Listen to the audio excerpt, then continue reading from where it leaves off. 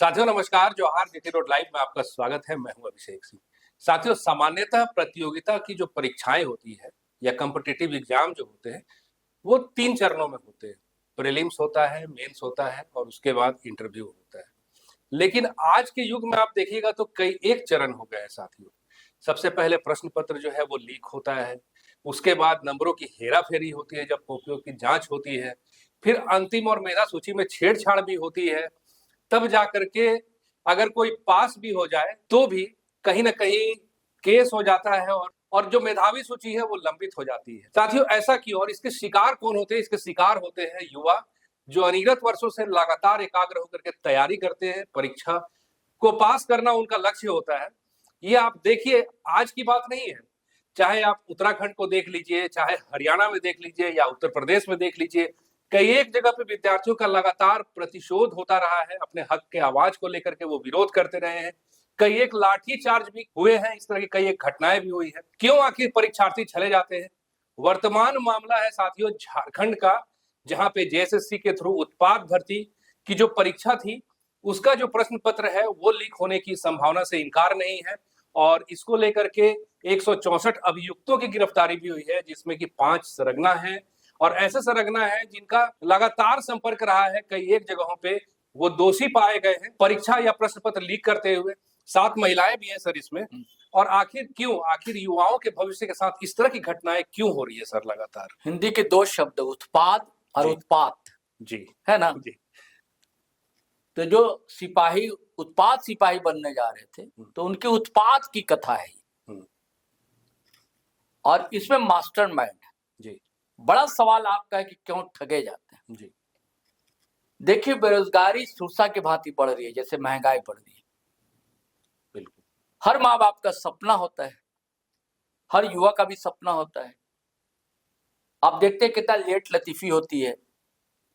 एक तो परीक्षाएं तिथि नहीं निकलती है, बहाली का विज्ञापन नहीं सामने आता है। जब सामने आता है तो कई लोग एज क्रॉस कर रहे होते हैं, तो उनको होता है कि किसी तरह भी हम परीक्षा पास कर जाए। अभी जो उत्पाद बहाली 150 अभ्यर्थी शामिल हुए इसमें, बताइए। और झारखंड के 8 जिलों में 370 सेंटर, 1.5 लाख से ज्यादा शामिल हुए। हाँ नहीं, 1.5 लाख के लगभग है। 1,48,000 कुछ और है, लगभग 1.5 लाख कह लीजिए। और 8 जिलों में 370 सेंटर बनाए। इन सबका सपना होगा कि एक अदद नौकरी मिल जाए। इसके लिए कितनी तैयारियां भी कितनी तैयारियां की होंगी। अब कुछ लोग ऐसे होते हैं जिनकी कुछ आर्थिक स्थिति ठीक ठाक रहती है, तो उनको बहकाने वाले, फुसलाने वाला लोग आ जाते हैं, क्योंकि सिस्टम में षड्यंत्र फैली हुई है। पूरा सिस्टम जो है ना लचर, तो बहकाने वाले मिल गए और बहकाने वाले ने पूरी तैयारी भी करा दी। तमाड़ के पास क्या गांव है? रड़गांव। हाँ, रड़गांव। पूरी तैयारी राजधानी रांची से कुछ दूरी पर है तमाड़। वहां पर एक भवन था, वहां सारे अभ्यर्थी मौजूद और उनको पूरा प्रश्न पत्र बांट दिया गया। हाँ, रटाया जा रहा था। हाँ, और पुलिस को भनक लगी। अब पुलिस पहुंचती है और छापा मारती है, और जिसमें आपने बताया कि 7 महिलाएं और लगभग कुल 150 लोग। जी, 158 या कितने 159 लोग। अच्छा, महिलाओं समेत। हाँ, 150 से अधिक पकड़े जाते हैं अभ्यर्थी। और इसमें से 5 हैं जो मास्टरमाइंड है, जिसमें एक मास्टरमाइंड है अतुल वत्स। उसकी कहानी बताएंगे कि षड्यंत्र कैसे फैली हुई।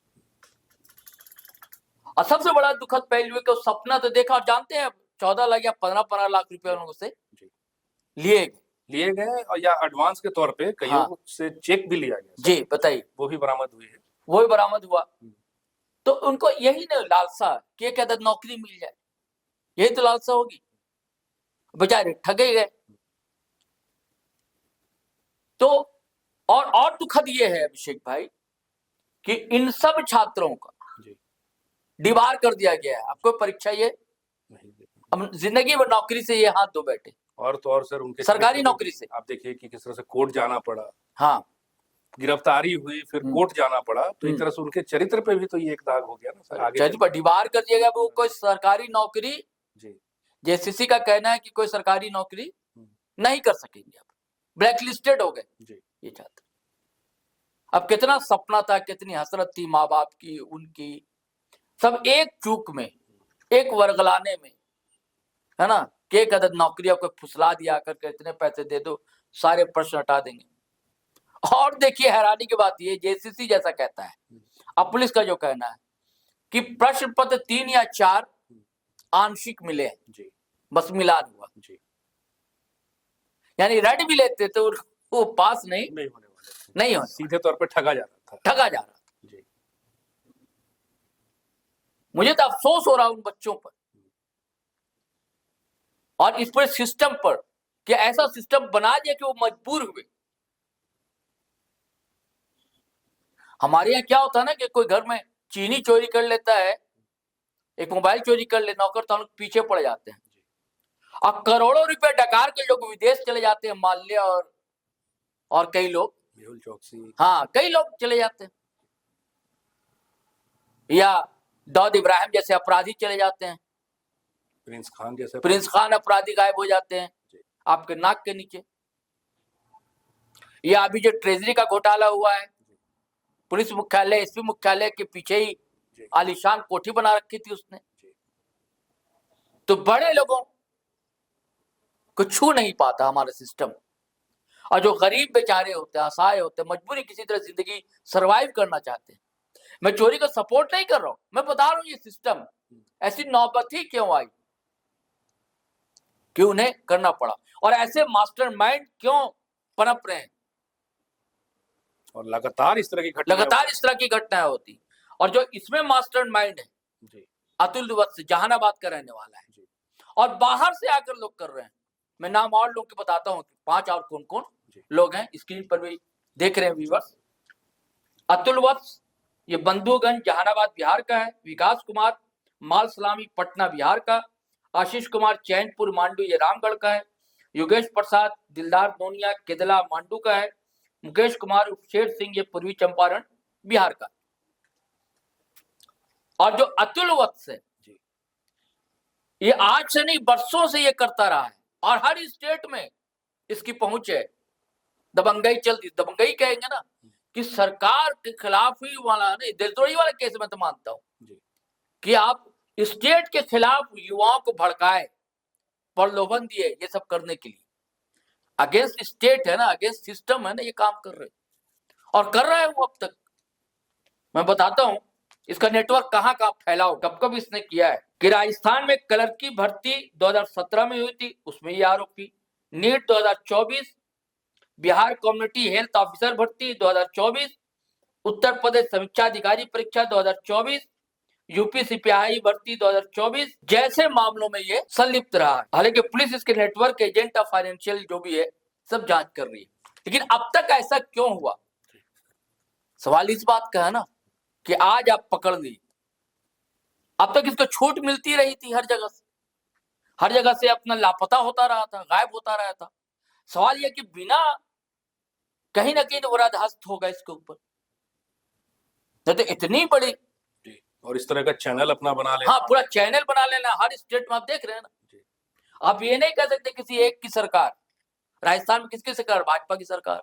उत्तर प्रदेश में किसकी सरकार? भाजपा की सरकार। बिहार में किसकी सरकार? एनडीए की सरकार। हर जगह ये इधर की ही बात है, 2017 से 2024 इधर तो छाती चौड़ी थी, हमारा कोई क्या बिगाड़ देगा।